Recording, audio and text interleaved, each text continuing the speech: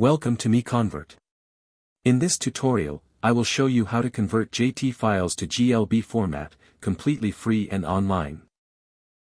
Open your browser and search for JT to GLB MiConvert.com. Click on the first result to go straight to the converter. You are now on the JT to GLB converter page. The interface is clean and easy to use. Let's upload a file. Click the Choose File button. A file picker will open. Select the JT file you want to convert, then click Open. Your file is loaded and ready. You can see the file name, size, and destination format. Click Convert now to start the conversion. The conversion is in progress. You can see the progress bar moving. This usually takes just a few seconds.